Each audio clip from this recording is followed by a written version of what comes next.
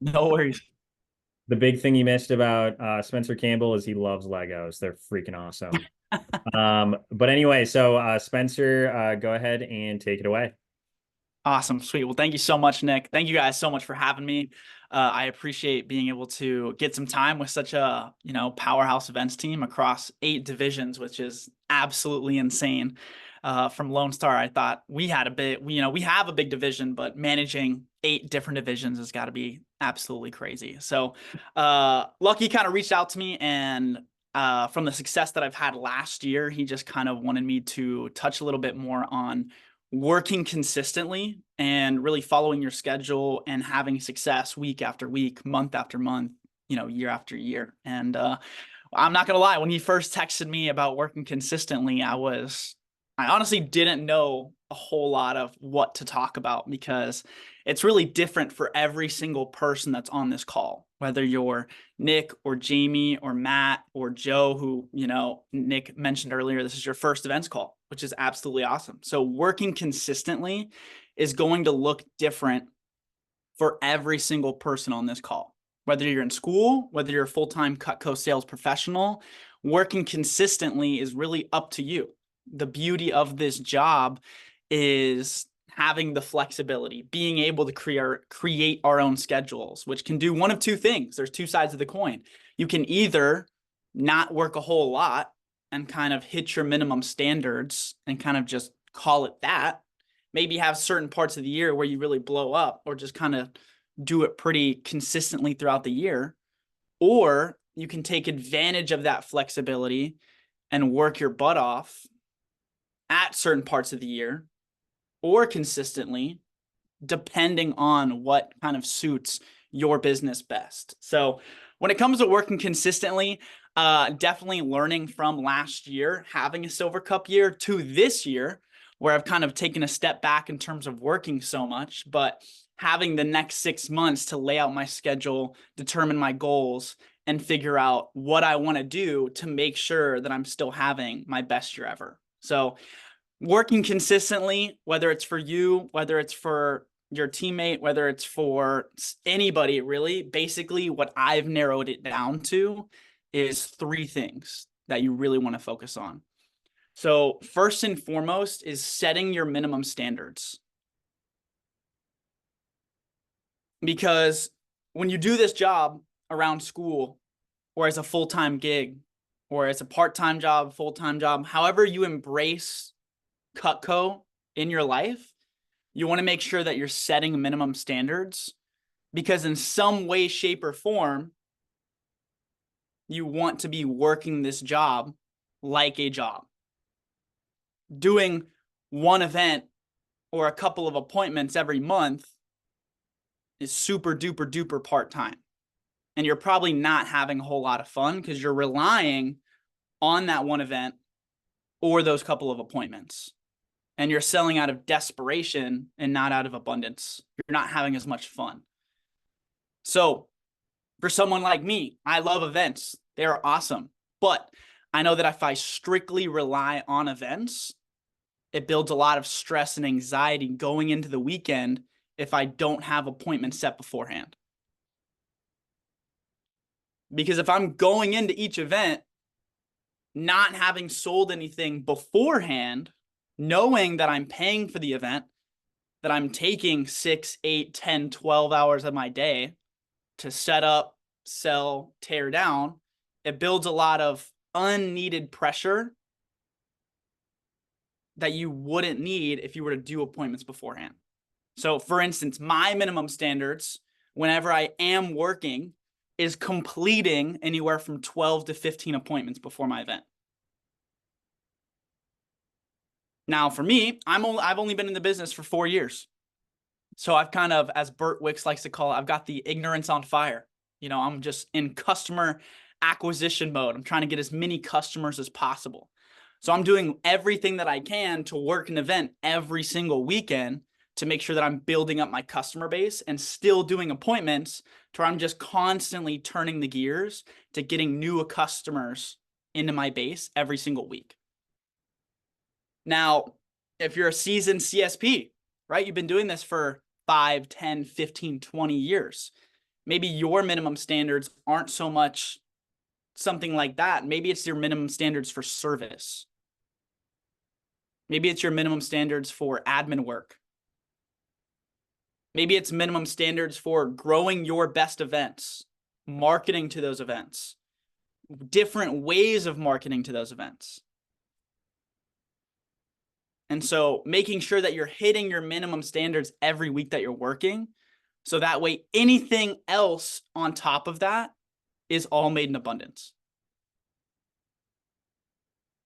Now, number two, one of the things that I've really noticed being around a lot of great CSPs in the Lone Star division, like Josh Moeller, Sean Henry, Joseph Rodriguez, is setting checkpoints throughout your year. As Cutco sales professionals or people that, we meet with our manager and we talk about our goals and all that. Some of us are so caught up in the annual number. I'm going to sell 200,000 this year. I'm going to sell 300,000 this year. I'm going to sell 500,000 this year.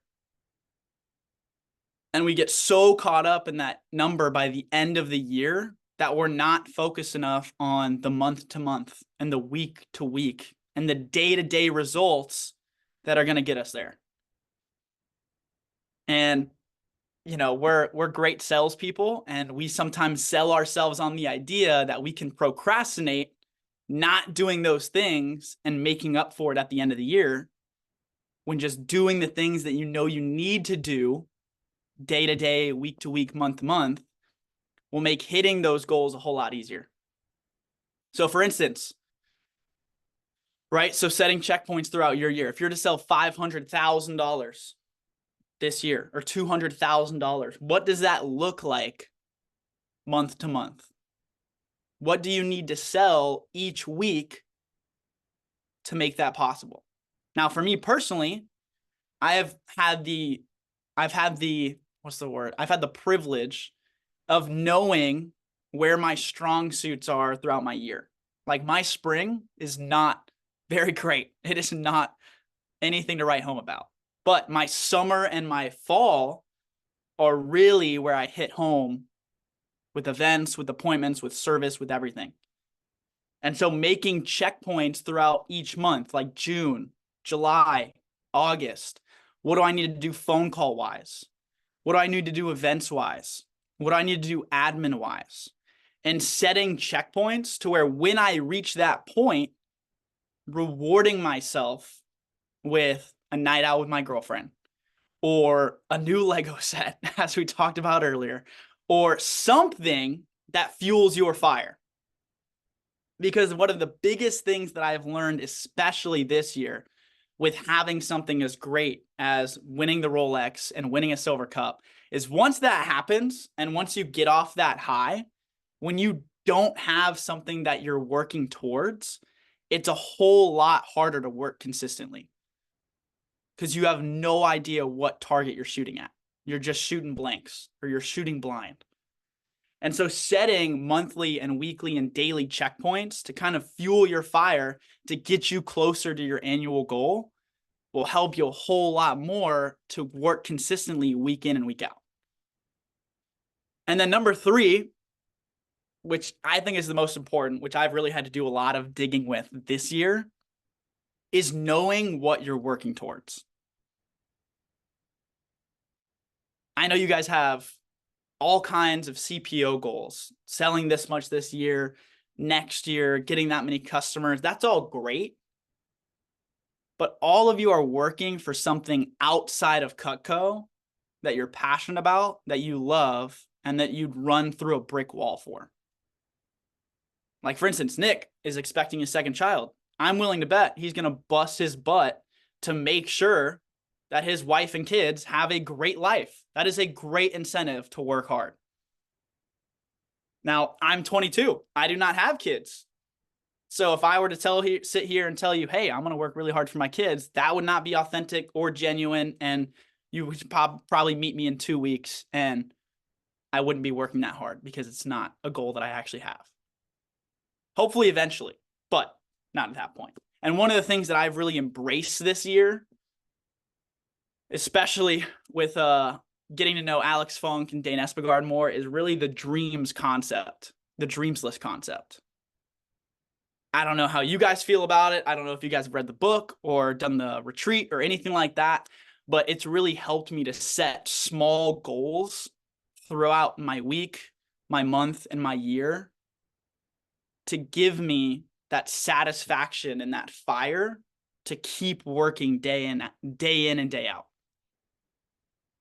Because sometimes if you set a goal so big where you can only achieve it at the end of the year, when you don't have that motivation, when times are slow or the economy's down, or you work with a customer for 2 hours and she says that she only wants the can opener, it's something that keeps you moving forward. And you know that no matter what you do, as long as you're committing to the right actions, that you will get closer to that goal. Like, for instance, this year has been completely different than my goals last year. All of my goals last year were tangible goals that I knew once I hit a certain number, I would have achieved them. Like selling $300,000 and winning the Rolex. I knew once I sold $300,000 that I would win that really cool watch. But this year, if I sell $300,000, nothing happens. So to push myself and to give myself the incentive to keep growing and work consistently to make sure that the times that I am working, I'm working my butt off.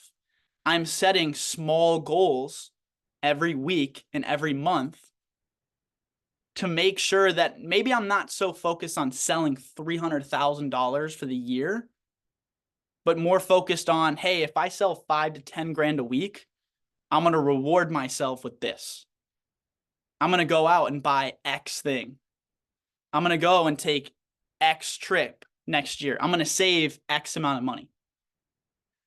And I've noticed that when you don't have something that you're working towards, that's when the flexibility of the job really eats away. Because if you don't have something that you're working towards or excited about, we tend to just go through the motions. We let the people walk. We get that, not necessarily CPO breath, but we really don't care as much about our results because we're not working towards anything.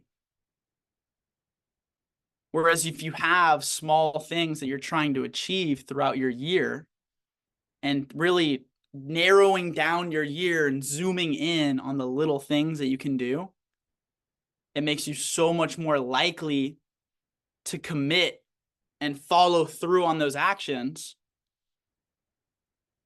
when you know that you're going to get rewarded for your hard work, especially if it's not Cutco related, because I know they've got like the Rolex and the Silver Cup, I guess they've got the Panerai now and Hall of Fame and Court of Honor and all that. But all of us are working with Cutco for a reason. I talk about this all the time with our Lone Star division with new reps, right? Sharing your goals. Sometimes it's not necessarily about telling your customer why you're working so hard. It's just a great reminder for ourselves for why we do the actions that we have day in and day out, week in and week out, month in and month out. It's good. It's a good reminder because we make little thermometers for our push periods where we have things drawn on them that, hey, if I sell this amount of number, or if I sell, $20,000 for push, all of these things are going to happen. I'll pay off my car. I'll move out. They'll win a scholarship, whatever it is. And although that $20,000 is nice, what they're constantly looking at is all of the byproducts that are going to happen because they sold that much. So to give a quick overview, right? Just to remind everybody, working consistently is going to be different for every single person. For instance, for the first 6 months of this year, I knew that my schedule was very travel heavy. Like I am in Maine right now visiting family, and this is one of the last vacations that I have this year before I really hit the grindstone and start working my butt off to make sure that I had a better year than I did last year. So I have a plan in place of what I need to do month by month, week by week, day by day to get back on track and sell what I sold last year with a smaller amount of time.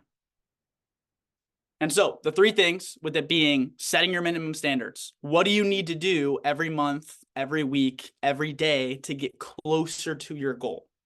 Whether that be a CPO number, whether that be a personal goal, whether that be a financial goal, whatever it is, what are your minimum standards that you need to do in order to reach those?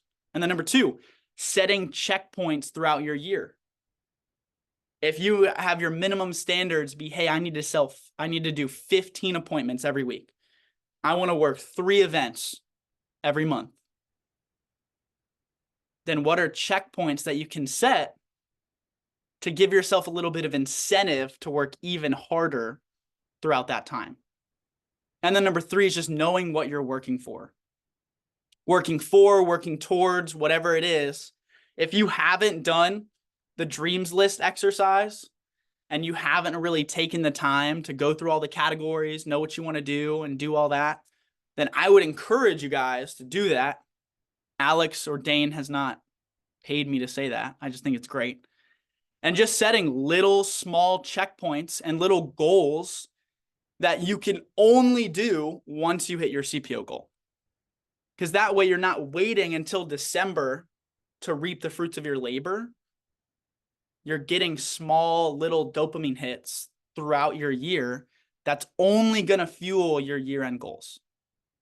I can promise you the people on this call that sell $500,000 but did nothing but sell and appointments and events and they had no outside life is someone that's going to be a whole lot more miserable than if someone were to sell 400,000 or 300,000 but they had a great life outside of Cutco. So making sure your goals aren't just work related, but also filling up your cup in all the other areas of your life, like your family, your faith, your finances, your free time, whatever it is that you love to do outside of Cutco, having goals to where when your Cutco business is thriving, all of the other areas of your life are doing great. And so hopefully I did good enough on time there. That's what I've got for you guys. And I think we have time for Q&A. Yeah, awesome. Appreciate it, Spencer. Yeah, some takeaways, that some nuggets that I had is definitely, obviously, setting a minimum standard, not only for the week or not only for the year, but also for the week and the month, right? And then also, setting benchmarks or checkpoints. I remember when I first started selling Cutco, or really my first summer, I started in the fall of 2010. First summer was 2011. And during my push, it's like, oh, if I hit 5,000, I got this prize. If I sold, and there are just prizes that I went and bought for myself, which is pretty cool. So, but continuing to do that, it still works. It always works. It's just a good way to create a career for yourself. So, yeah, we do have some time for a Q&A. Who's got a question for Spencer?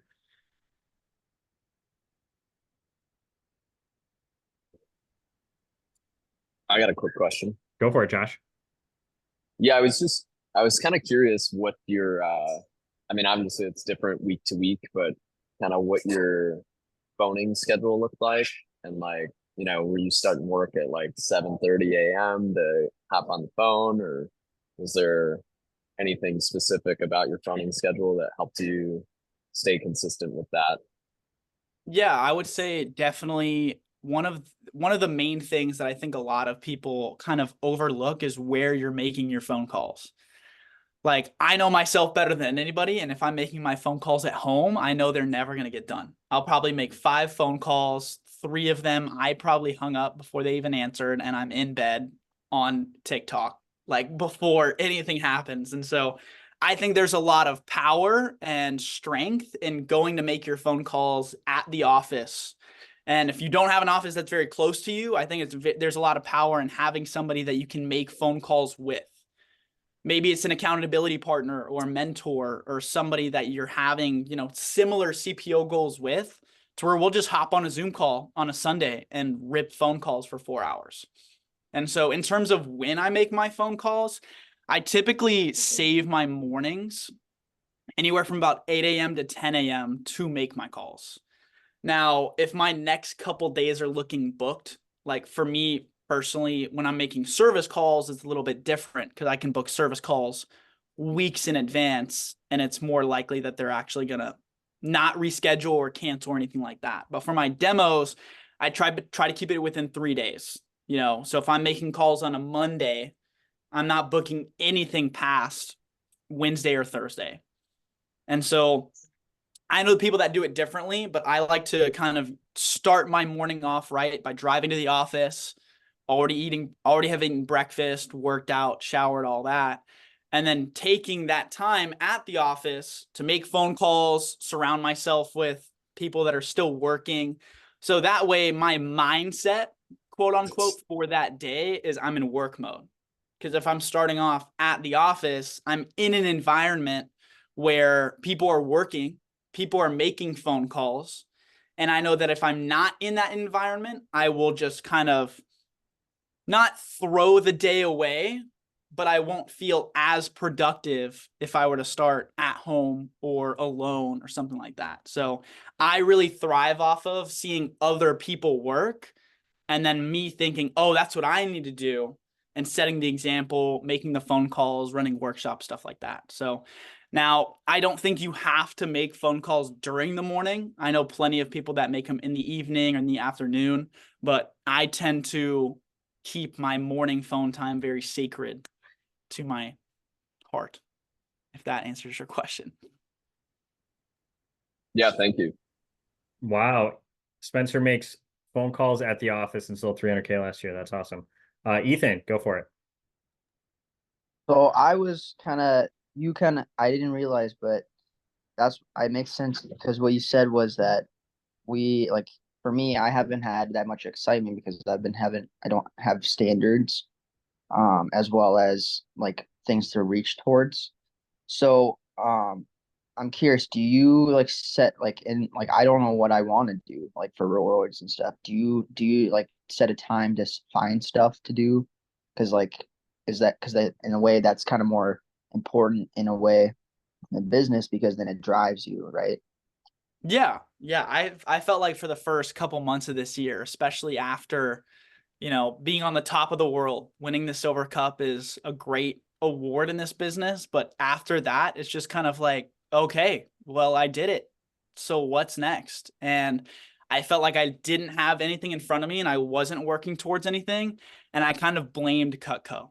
I was like, well, I have nothing to work for. So why am I even doing this? And I just kind of, anytime that I wasn't doing anything well, I would blame it on Cutco. When in reality, it was just myself not committing to something.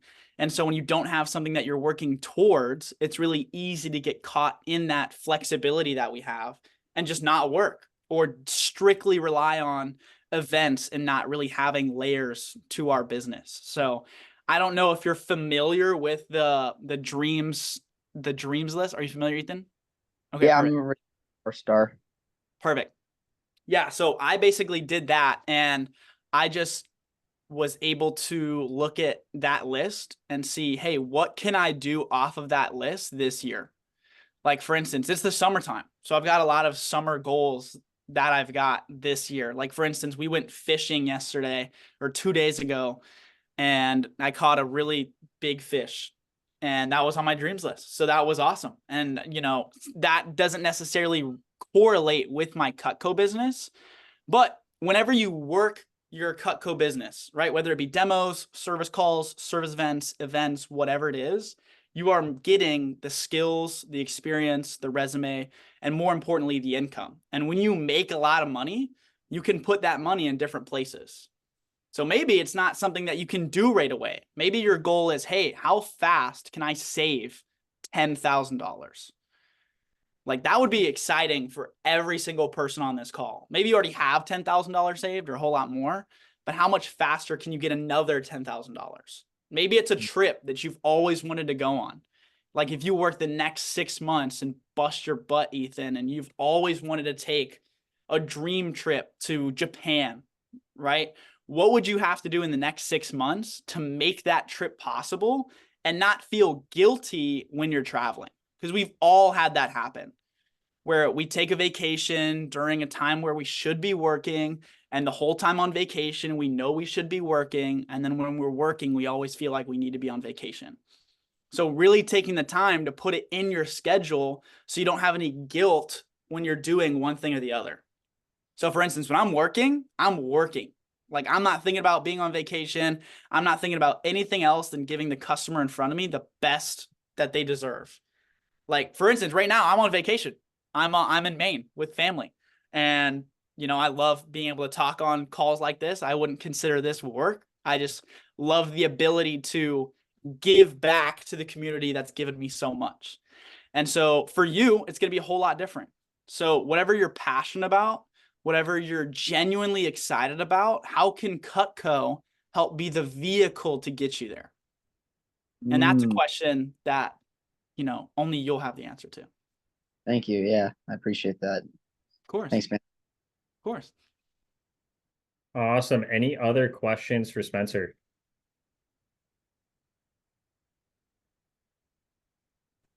I got a question. Go for it. Spencer, how do you handle the highs and lows of the dopamine and like the low parts of like where you're just like, oh man, like the peaks and valleys, other than just like obviously building mental fortitude, but what have you personally done that's like helped you manage that? Yeah, I would say, so just to make sure I'm reading the question right. So what do you do to, you know, maintain dopamine or kind of have those dopamine hits with the ebbs and flows of the business? Is that right?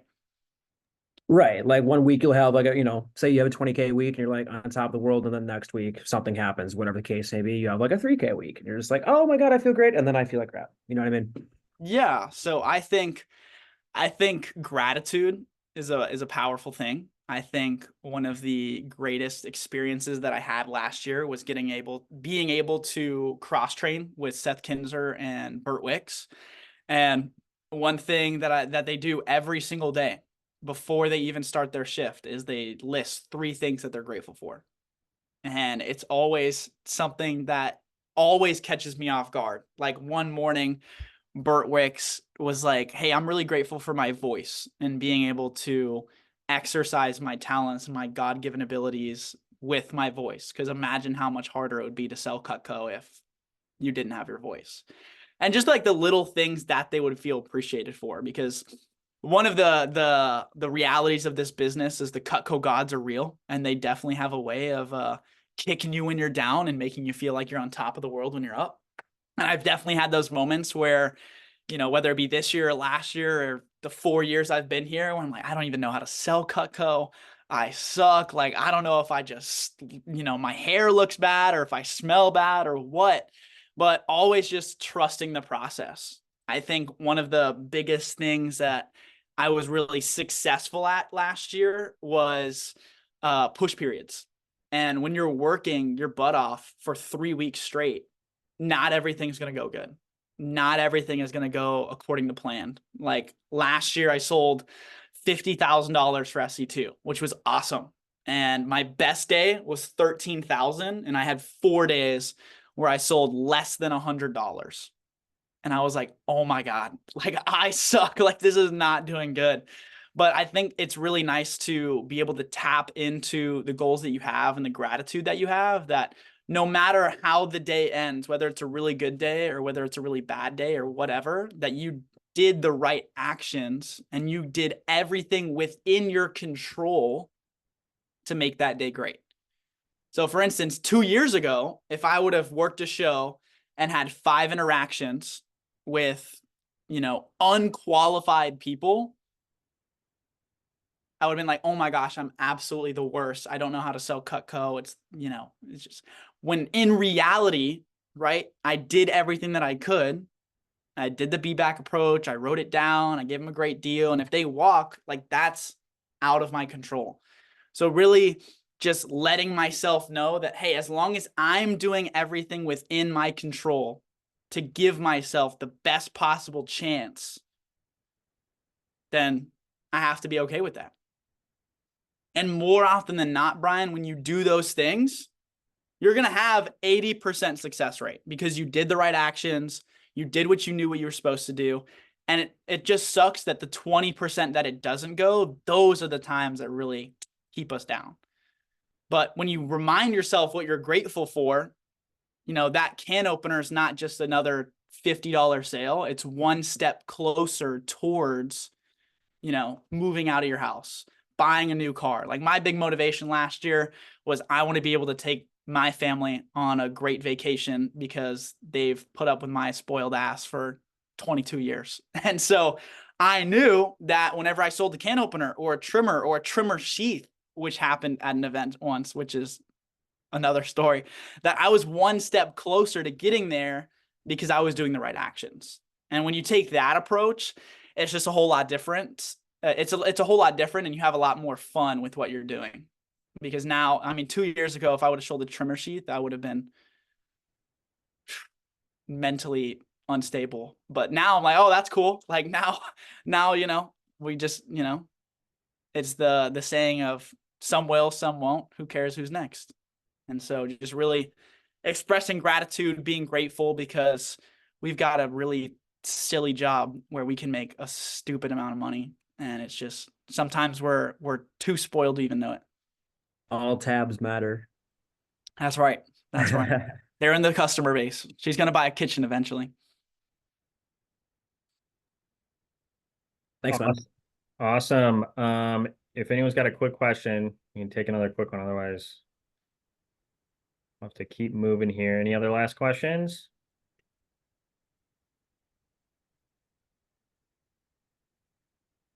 Well, hey, Spencer, really appreciate you sharing the goods here. Appreciate it. And yeah, look forward to seeing you at some other national conference, whether it's NET or the trip or anything else. So I got to go cross train in Wisconsin this year. So I'll go see you guys out there. yeah, text me. You're more than welcome. So sounds good. Sweet. Well, thank you guys so much. Go crush it and go have your best years ever. Appreciate it. We'll see you later. See ya.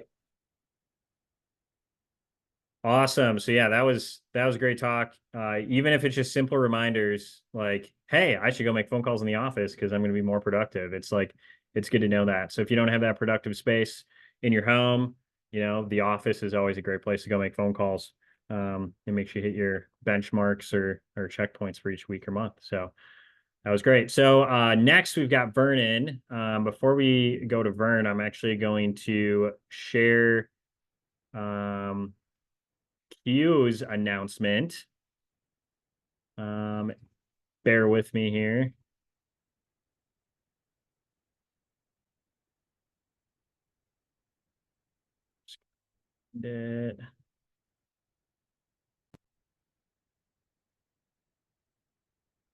Okay, shall be able to see my screen here. It's just a quick little update from Q. Q is on base training for the federal programs. That's why he was not able to be here live, but here's his announcement.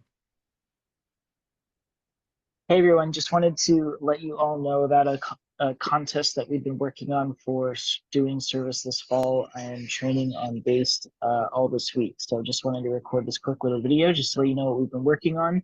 And just so that after you do all of your shift picking today and tomorrow, that you can start planning your service around all of your events that you'll be picking for this fall as well. So we're going to be doing a service event contest. This is going to be a little bit different than the steak dinner contest because it's not just going to be based on CPO events.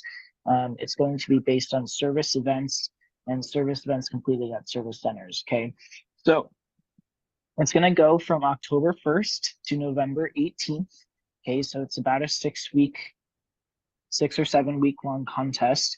And it's going to be based on a few things.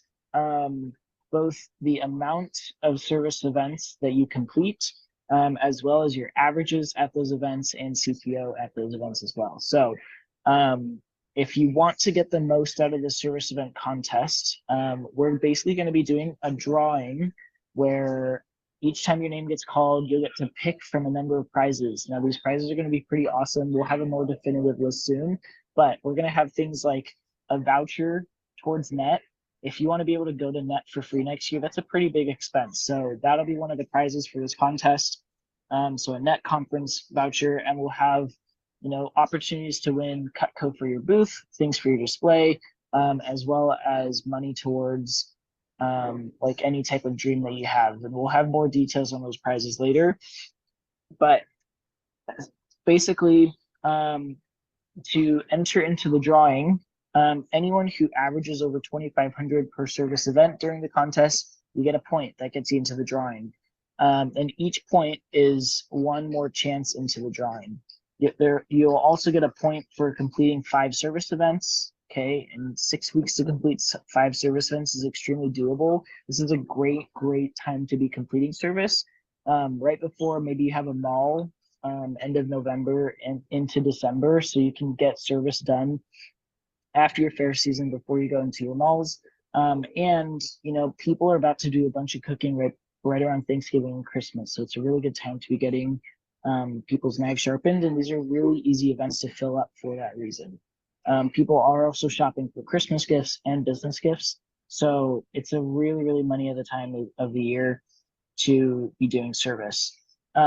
So we'll have a little bit more details. I'm gonna be working on sending out like a little flyer for the contest.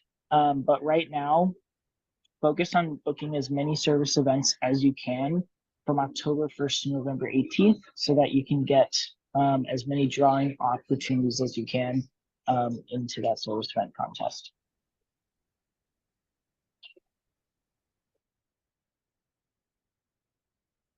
Okay, so yeah, contest coming up. So something that Q did mention, you said if you average 2,500 per service event, it's actually not that. What it actually is for each service event that you sell $2,500 or more, you get an additional drawing chance. So the 3 main things, we'll send out a promo piece later this summer most likely, but each event that you complete, you get a drawing chance.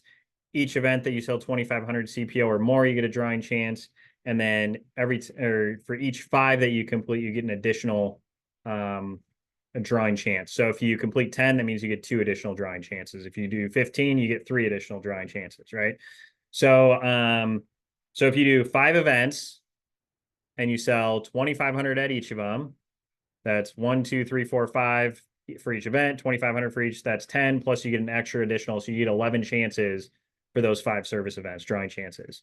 So we are going to have some prizes. We do have a budget, so we're trying to stick to, but yeah, we've got some really cool prizes. I know one I feel comfortable sharing.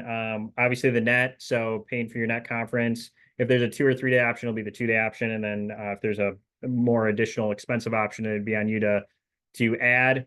But we also have like airline gift card.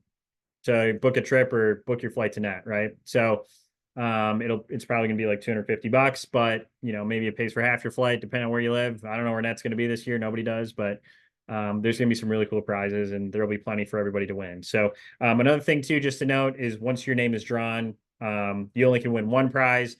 You also have to be present on the drawing call. So if you're not present, we draw your name, you don't win. So you got to be at the call too. So just kind of keep that in mind too. But we'll have more details as we continue to plan this contest. So that's super exciting. Any questions before we jump to Vernon here?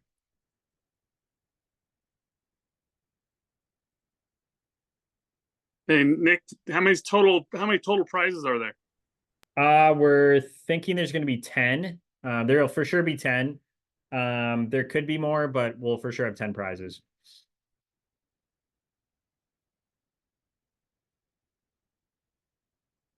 Any other questions?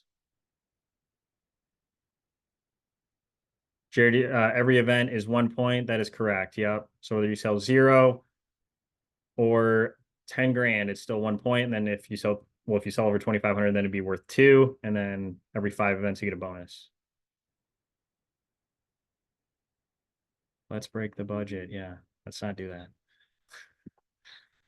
that. Okay, cool. So yeah, so if you have any questions, you can reach out to Quentin or myself. We can always answer any other questions about that contest coming up in October. But just something to note too, just at a business standpoint, fall is the biggest demand for service. So even if you're not excited about this contest, which you'd be crazy if you aren't, it is literally the best time of the year to do service. Everybody wants service in October, November, because guess what? They're using their knives during the holidays. So they're like, oh, I'm gonna be using my knives. I guess they're kind of dull. I should probably get them sharpened, right? I should probably go to a service event. I usually fill up 2 to 3 times faster during the fall than I do during the spring when it comes to service events. I remember, I think it was last fall or the fall before, I was planning on doing 2 events in the Milwaukee area. I sent out an email. I filled up in an hour for one, and that's 20 appointments. And then a week later, I'm like, well, I got to do another one because not everybody had a chance to. Filled up within 4 hours. And then I did another one 2 weeks later at the beginning of December, and I still filled that one. So service is at a peak during this time. So definitely do service events. But anyway, we're going to jump to Vern here. Like I said earlier, if you weren't here, Vern is currently in the hospital with his wife. She went into labor yesterday, so baby is not here yet. Not that I know of anyway. He hasn't texted me, but yeah, so that is why he is not here. But he did want to give you guys the goods on earning your stripes. So for those of you that don't know Vern, you're crazy. He's an event manager. He's at $2.6 million. You guys know who he is, but here's Vernon. Hey, how's it going, everyone? If you are seeing this video, seeing this recording and not me live, that is because baby girl is on her way here. So send us some love and some prayers and all that. So I'm talking to you about summer events, and really the title of my message is Earning Your Stripes, right? Because with people that have been on the events team for 10 plus years or coming up on 10 years, we've had to earn our stripes. I'm sure a lot of people on this call, if you are a tier 3, tier 2 rep, and you want to be either you want to be a tier 1 rep working on the best summer events, just like the tier 1 reps do, you want to be on a safe fair team working the big safe fairs, the biggest and baddest events, then you have to put in your time. You have to earn your stripes, right? And so the summer is your time to do that, because you're going to prove to Nick that you're willing to work hard. So what I'm just going to simply show you is what my projection has been since I've been on the events team, which was in 2016, my first year full time with them. And I know Nick's been on the events team since I think 2012. He worked like 2 events, and then 2013 was his first year where he worked, full time on events, right? So what's great about event analytics is that you can creep on any CSP that you want and go as far back as you want to see, when they started to work events, and you can see what their projection has been as far as number of events, but then also what their stats were.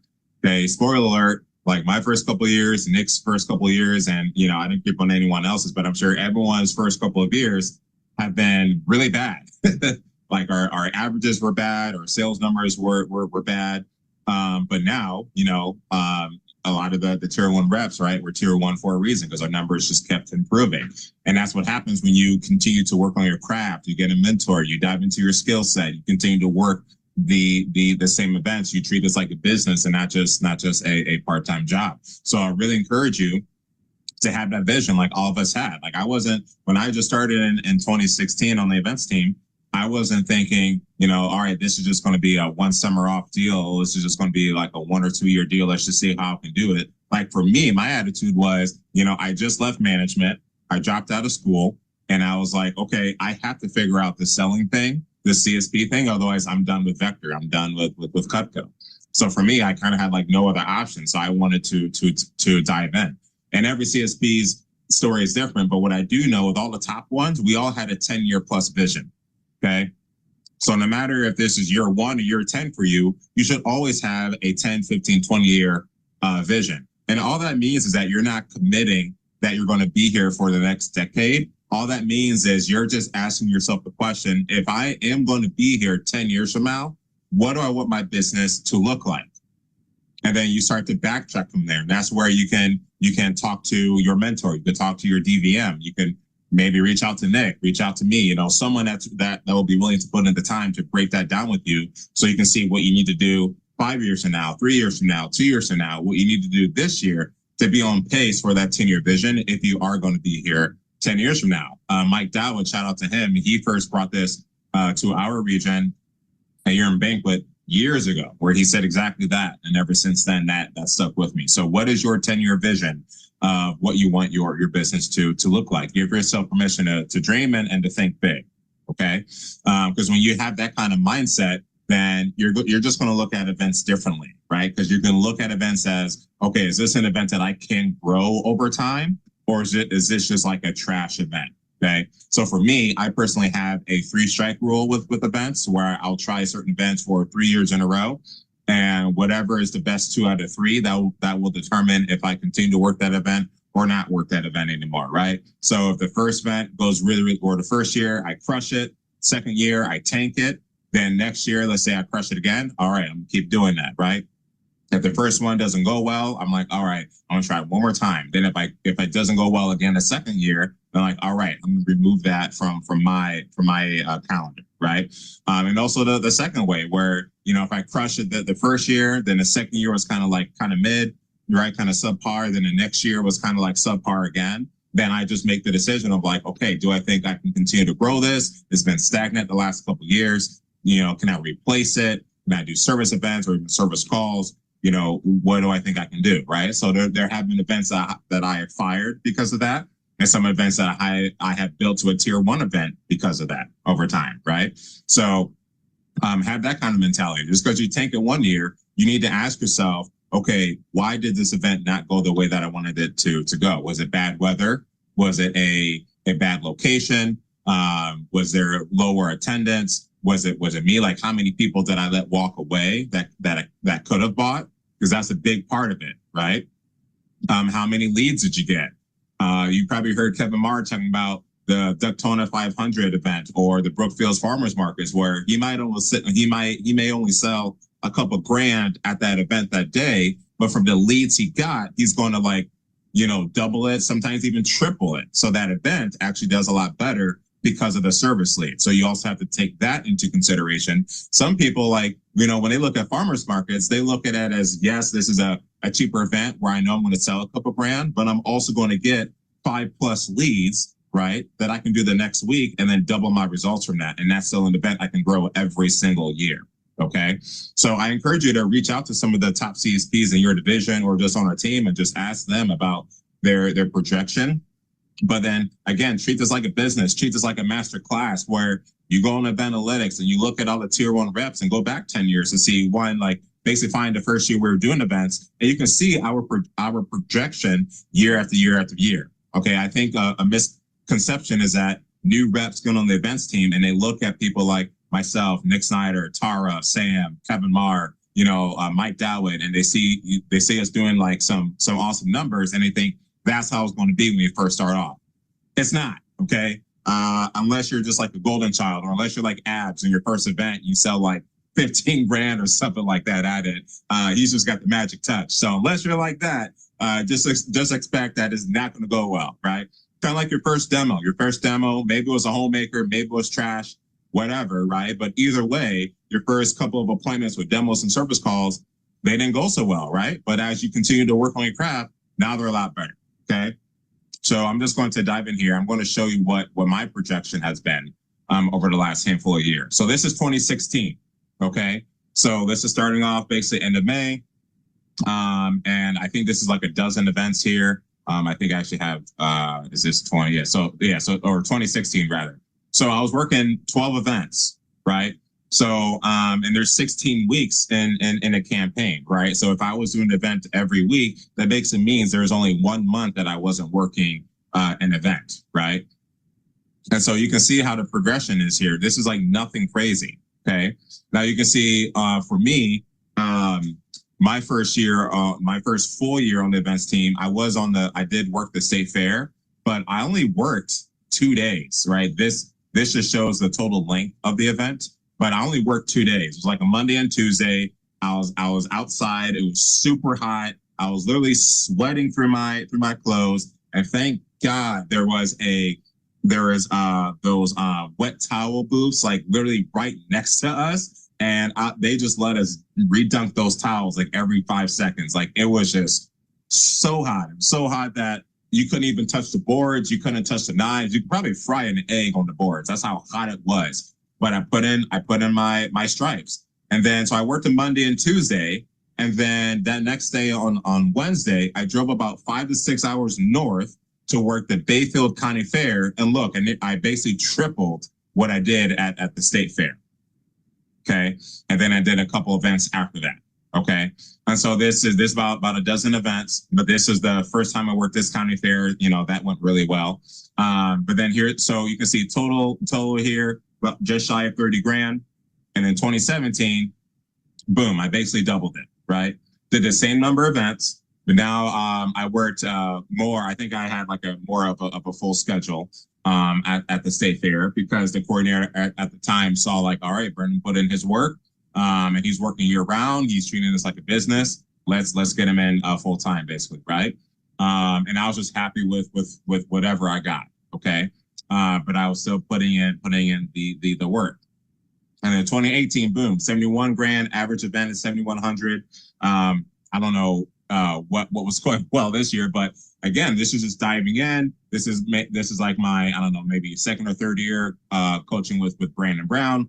And I'm marketing to my customers, bringing them back, et cetera, trying out better events, because again, I'm putting in the work. So you can see basically like the same number of events, but now I added on a second state fair. And my current state fair is continuing to grow. And some of these other county fairs, they're either like on par with what they did before, or maybe they're doing a little bit less, or, I think this was RR. I think Kevin worked the final like fair this year. And then I was doing like appointments during SC2 or something like that. And then I started to do some service events. So you see I'm starting to sprinkle in these a little bit more, and then working my usual events. And then 2019, went to 81 grand, and then I added on a lot more as well, just to further put in my stripes and continue to earn my place. And you see that I started to add on a lot more, a few more service events, continuing to grow some of my events, and adding in some more events as well, right? So you can see that I'm just continuing to add on more, but now I'm adding in more service events. That's replacing some of those other events that weren't going as well as I wanted. And then 2021, so 162K. And then, again, now I'm getting invited to some of these other events here. I'm not going to go through like each and every one, but this was a new event and all that. So like the whole point is going through it, and because some of these you'll see like the next couple of years I had some dips in sales here, but the point is that I'm still like adding on, and this is where I'm adding in like a lot of my service events in May, and I'm piling up there. So what's great about some of you guys is you can start to do that, because obviously service events, they count as events, obviously, right? So that's another way that you can earn your stripes. You can put in the work. You can start to prove to Nick, like, okay, so-and-so is like really working hard. And not only are you working hard, you want to work on improving your numbers as well. Okay. So this is why I encourage you to look at, to look at your numbers and just see like, how can you grow this, right? So now, so I wanted to show, where's the Jefferson County Fair? Okay. So in 2021, Jefferson County Fair, 15 grand. And the first year I worked it, I did about 7 grand. So I basically doubled what I did in there in a handful of years. Okay. So that's a great example of how, you could start an event and maybe it's a tier 1 or tier 2 event, but you can build it to a tier 1 event, right? So I did that with the Jefferson County Fair and with the Fond du Lac County Fair, right? And again, it may not happen every single year, but like that's why service events are important. That's why your service calls and demos are important, because that can make up for it if you do have a dip in your events. But then that'll just add on to an even bigger week when you have events that explode. Some of you have heard me say this, where within your first couple of years of working events, do not neglect your service calls and demos. You should continue to do that. My philosophy has always been that your event should be paid for by the time that you show up to the event. Even with county fairs, they start on a Wednesday. So you can still do 5 to 7 appointments on a Tuesday, sell anywhere from like 1 to 5 plus grand. And county fairs are typically cheap. They're, most of them are only like a couple $100, $200, $300, maybe $400. So you sell a few grand in a day on a Tuesday. Now your county fair is completely paid for, and everything that you sell is pure profit. So now you don't have to worry about profiting. You can show up and do your best for your customer. So even with those with those week-long county fairs, stack up your Tuesday, or stack up your Monday afterwards, right? So you, again, you know, the whole point of this is just seeing that you can add on more events, whether those are sales and service events or newer events that you're trying. And some of these are like our stuff, right? But this is how you put in your work, right? So, you know, you can see that, like, you know, with the state fair, you know, it's going to $900 to, I think my best year at the state fair is just shy of 50 grand, right? So that's how you can put in the work and just continue to dive into your skill set. That is the example of having that 10-year vision, because I wanted to, you know, be a 50K plus rep at the state fair. I wanted to, you know, continue to have, you know, 100K, 200K campaigns. And I knew that wasn't going to happen over time. And even now, my vision for state fair is the ultimate goal is to sell over 100 grand at the state fair. So that's what I'm building towards, right? So I know kind of the projections that I need to do. I know that I need to continue to dive into my skill set, increase my marketing, et cetera, right? So, you know, tap into that creative side and ask yourself, how can I build this event? Utilizing social media, utilizing postcards, utilizing email and text messages, right? Utilizing your customers, inviting them to bring a referral, right? Have a drawing at your booths, right? Just make it a fun environment. And a drawing could be like a peeler. It doesn't have to be anything crazy, right? People love free stuff, right? It could be, hey, you know, the winner of this gets an extra 10% off their next order, right? Or every person that comes and fills out, you know, gets into a drawing, you automatically get an extra 5% off your next order, you know, at the booth or afterwards, right? So just have fun with it.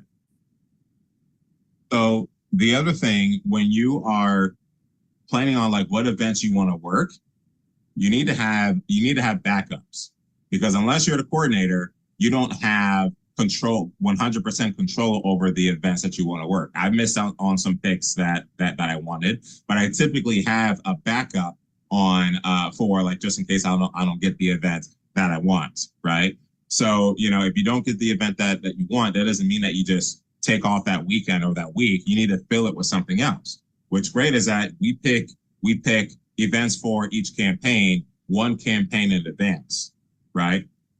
So if there's a random week in June or July or a weekend that you didn't get the event that you want, you have a couple options. You can either, you know, sure, now you have a weekend off, which that's not the case because you're already planning on working that week or that weekend.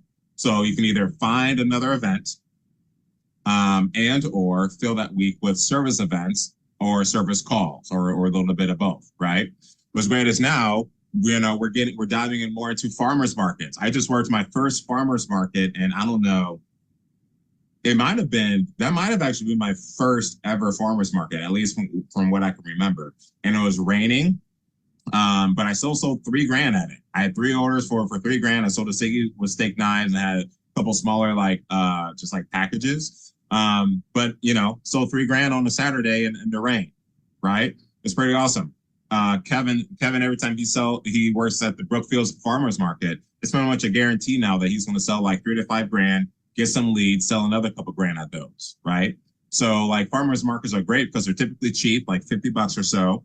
And it's only for like what, 4 or 5 hours or whatever. You work from like 8 to 12, 12:30, and you're going to sell, you know, a couple grand, maybe sell a few $100, but it's super cheap. And you're going to get a lot of leads that will turn into service calls, right? You can get referrals. Obviously that will increase your sales as well. And now the other thing too, is you can fill your summer as well with short-term leases at malls, right? So I've already done a couple, and every time I'm selling like a couple grand at them.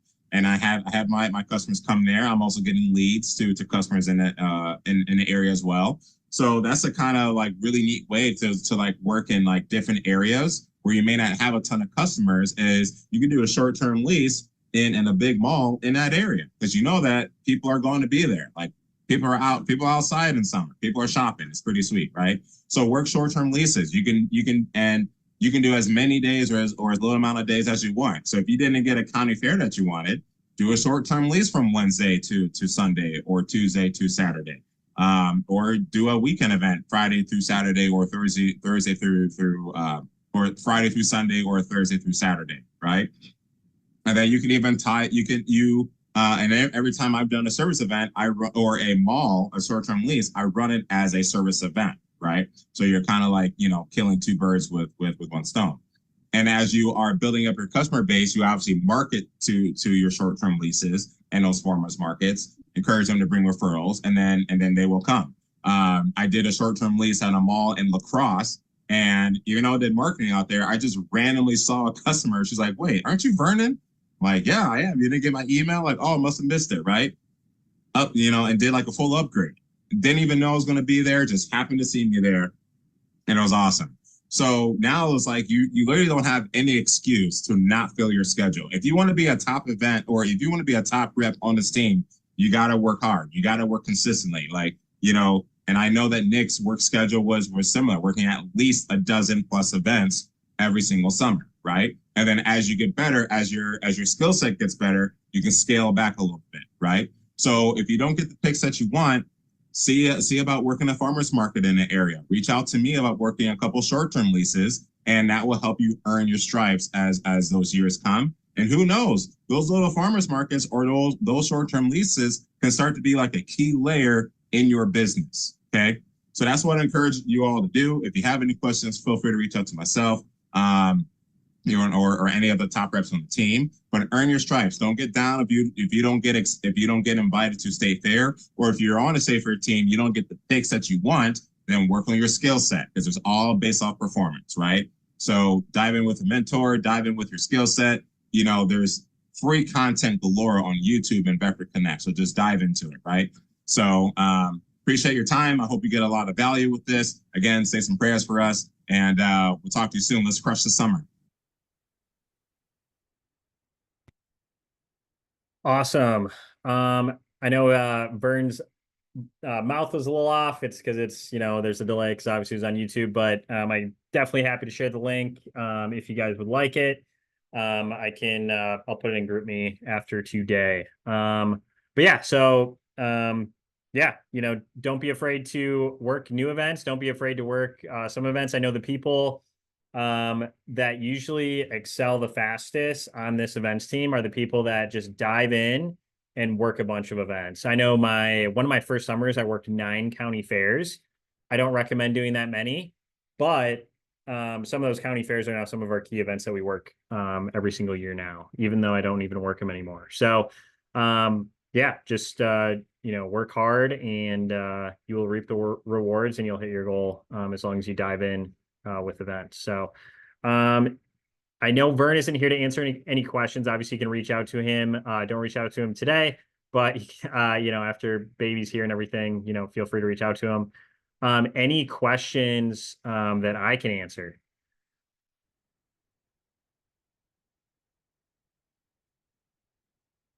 Jared just said picking up a farmer's market is big time, so consistent.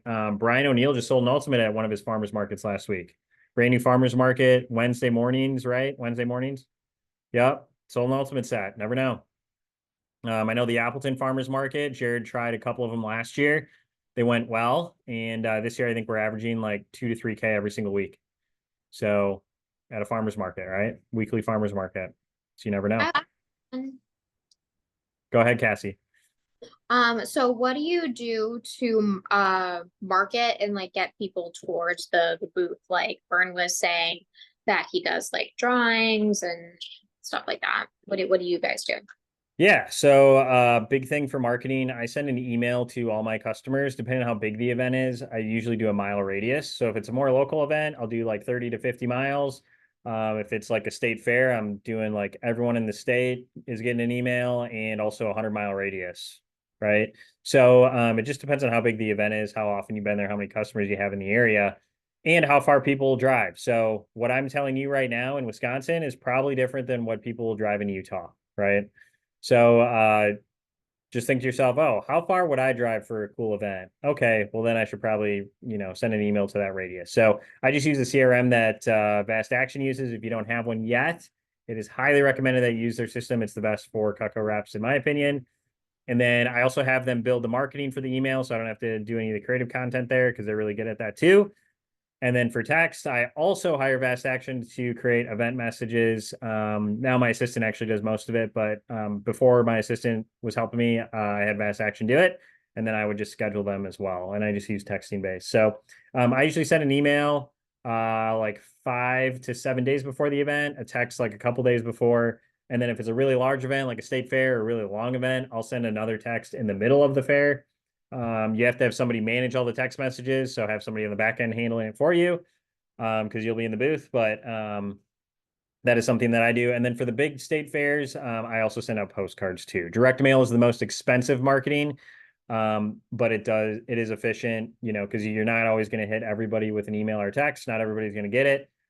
So sometimes direct mail is the best form of communication with that customer. So those are the three main avenues that I use. There's other ones like voice drops. I don't personally use them, but I know a lot of people love them. But yeah, email, text, and postcards are definitely the big ones. So does that kind of help, Cassie? Yeah, that helps a lot. Vern likes to do the voice drops too. Yep. Yeah, for sure. Awesome. Any other questions?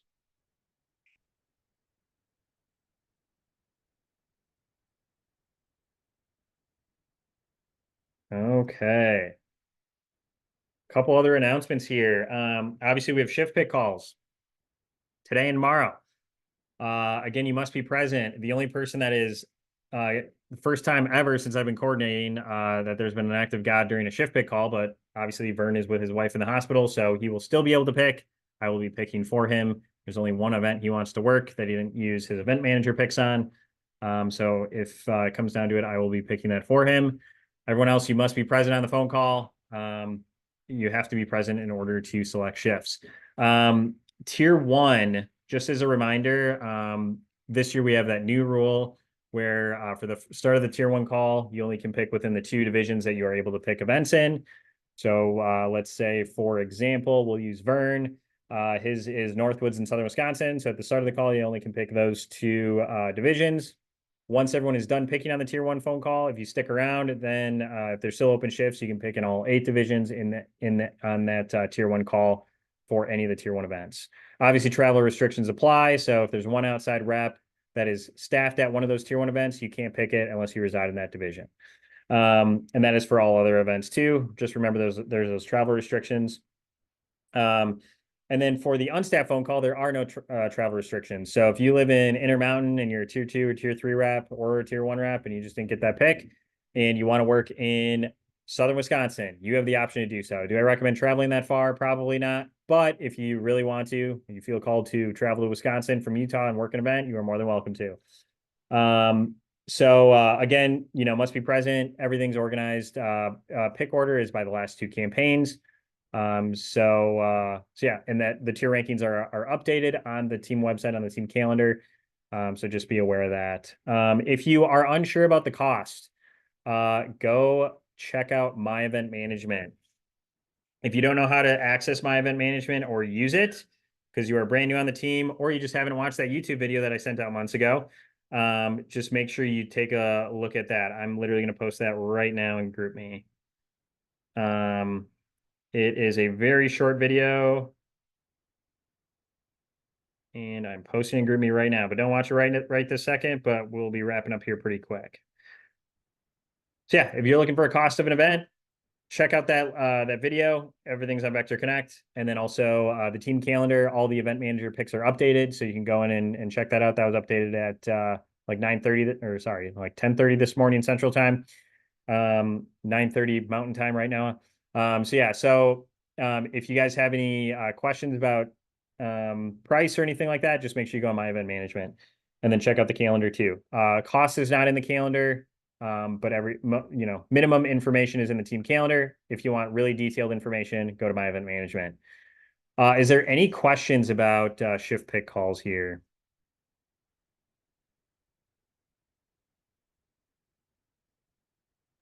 Yeah, I had a quick question. Jared, 1 sec, Fonz. Jared, to answer your question, yes, if a Southern Wisconsin rep picks a Northwoods event, that is considered an outside rep. So that is correct. So yeah, the only thing that is not considered an outside rep is if you're Chicago or Northern Illinois, everything's considered Chicago under the umbrella of Chicago. So if you're Northern Illinois or Chicago, you can go in between those 2 divisions, but everything else, yeah, if you're Northwoods, Southern Wisconsin. Fonz, what is your question? Yeah, I think with some of us, we just get the one division, right? We don't get the second one. Correct. Yeah. So since you're North Star fans, you're one of the few that are North Star.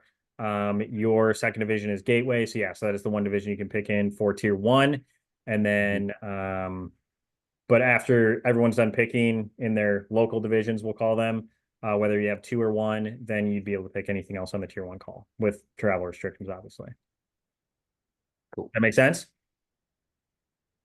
Yep. And then you put the tier 1 Zoom call in the doc, right? It's at 2 p.m. So it starts in about 42 minutes. Oh, so it's just on the same Zoom. Yep. Same Zoom. Okay. Oh, thanks. My phone number. Yes, sir. Any other questions?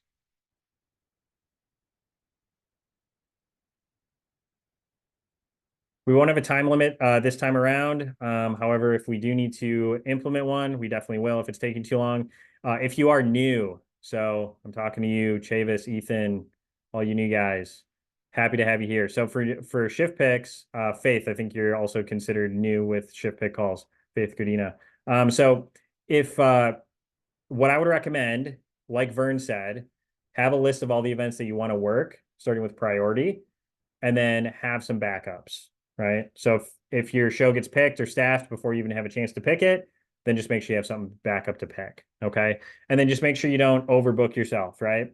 So don't book 2 events that are the same weekend. Right. Unless they're literally one Saturday and one Sunday. If it's something like that, great. But most of the time that doesn't happen. Right. So just make sure you're not overbooking yourself. Don't book 2 events that are on the same day, because we're not going to keep super close tabs on it. So make sure you are. Also for new guys, because this is your first time picking shifts. So on the on the local calls, which you'll all be on because none of you are tier 1 yet.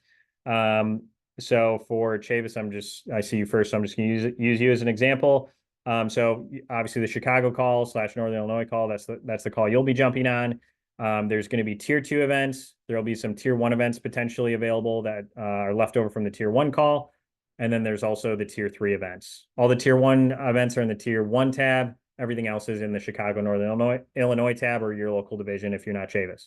So what you want to do is when all the tier 1 and tier 2 reps are done picking, that's when you can pick those orange and yellow events, which are tier 1 and tier 2.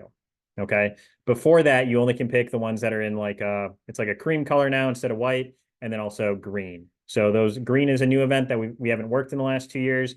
That cream color is a tier 3 event. Okay. So those are available for you to pick right off the bat once we get to you in the shift pick order. And then once all those other reps are done picking, then you'll have availability to pick those we'll call them top events, whether they're tier 2 or tier 1. So just kind of keep that in mind when you're picking. And then again, just make sure you're present on the phone call in order to pick. Any questions about tier shift pick calls, tiers, or anything? I know a lot of this is just a refresher for you guys, except for the new guys, but any other questions? Ethan, you went off mute. Do you have a question or no? I was looking at the tier list, and next to my name for the tier was an R. It said on the events on the sheet. I don't know if that was changed or not, but I saw that. I didn't know what that meant. I'm not even sure what you're talking about. You're saying on the tier rankings? Yeah. It just means not ranked, I believe. Oh yeah, so that's what that means is from the last shift pick order, you just weren't in the rankings yet. So that means nothing. So the order that you're in based off it's just sorted by the last 2 campaigns and sales. That's how that doc is ordered. So wherever you land, that's where you'll be ordered. I'll go through the order too, so you'll know who you're after and before too. So yeah, no worries there. I'll explain that once we get to Southern Wisconsin for you, Ethan. Okay. Any other questions?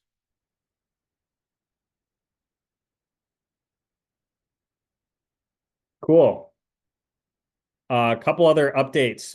So next month is July 9th is our team phone call. It is also the mandatory State Fair team phone call. So what does that mean? If you are not on the State Fair team, you still get to join us. So you're really lucky. So what the speakers that we have lined up are Curtis, Kevin Marr, and Brian Carter, right? And then we're still pinning down a closing message but really awesome speakers. Brian Carter is going to speak on upserving, Curtis on cookware. He's the #1 cookware sales rep so far this year. And then Kevin is speaking on upserving. So the great thing is it is, or sorry, did I say that wrong? No, it's not upserving. It's upgrades. Sorry. It was, Yeah, Brian Carter's doing upserving. did I say he was doing upgrades? No, you said Kevin Mars doing upserving. Okay. See, this is why event managers are amazing. They keep me on point, make sure I'm saying everything correctly. Thank you, Noah. So yeah, so those 3 guys are going to be speaking. They're all really, really top level reps. So it's going to be an above average team meeting, right? We always have 6 speakers. Spencer was awesome today. Brett Kramer was awesome last week. Obviously, Vern gave a great message too today. Q obviously is just always bringing fun stuff, which is awesome. Small announcement, but we always have really awesome speakers. But next month, we're going to have 3 really freaking awesome speakers because they're all top level reps. If you are on the State Fair team, you have to be on the phone call. Otherwise, you lose your shifts, right? So just make sure you are on the phone call noon to 2 next week. If you're not on the team, it is optional, but you'd be crazy to miss it, right? Q&A. If you're not on the State Fair team, we're actually going to limit you guys. There probably won't be time for you guys to ask questions unless there isn't any other questions from anyone that's already on the State Fair team. So if we do have time for other questions, we'll definitely open the door. So if you have a question, raise your hand. If I don't get to you, don't take it personally next week. It's just that we're leaving room for all these people that have to hit these different standards so they can work the State Fairs. So if you are on the State Fair team, you're going to be able to ask any question you want. If you are not, there is a chance we might not get to you, but you can always email me and I can always reach out to those individuals and get your question answered. But that is next week. Okay. And then State Fair team. So Utah, for those of you that work the Utah State Fair is a different state fair and they plan really last minute, right? So we don't have the schedule out yet. I am going to come up with a solution. So there will be a schedule out before the retreat next week. It might be 2 schedules. It might be 1 schedule. Don't know at this point, but we do for sure have 2 booths there. There's probably going to be 3 to 4 reps where you might be able to work, but if we don't get the 3rd booth, you're not going to be working. So just kind of keep that in mind. So so I know for sure Faith, Q, and Noah, yes, you will all have shifts there. Jared Erickson, Brett Kramer, you guys also will have shifts if you end up watching this recording. Brett's a guest, so he probably won't. But those 5 people, those 5 individuals will definitely have shifts. Everyone else, including myself, I'm not sure if you're going to have shifts. So if you're planning on working Utah, just understand that that is a possibility that you may or may not work. But the 5 that I just mentioned, I would not recommend picking anything outside of the fair during the 5th through the 15th because obviously we got shift fix. So yeah, so that is everything that I think I have for you guys. But yeah, don't be afraid to start booking events and service events for the fall now. Once you do pick your event, make sure you submit a booking request. If you do have the cool Vector Connect booking request access, make sure you submit it there. If you don't have that cool access, get really accurate at submitting your booking request through the Google form, and Christina will add you to the cool people team with booking requests. And then they're streamlined, they get booked a lot faster, and it's awesome. So if you want access to that tool, just get really accurate with your booking requests, and you'll be chosen next. But that is all I got for you guys. So yeah, shift picks start in about a half hour here. So tier 1 team, I'll see you guys first. All the other times are on the website. Big Sky, you're at 3 p.m. Central Time. Chicago, 4 o'clock Central. Gateway 5, Intermountain 6 p.m. Central Time or 5 p.m. Mountain. And then tomorrow we've got Northwoods at 9, Skyway at 10, Southern Wisconsin at 11, Unstaffed at noon Central Time. And then Events Accelerator, I'll be announcing who's a part of that here probably today. But we have a phone call at 1 o'clock. So if you're part of that, make sure you jump on that. But yeah, that's what I got for you guys. I'm happy to stick on as long as I need to answer any other questions, but you are welcome to hop off. Thanks for joining us today.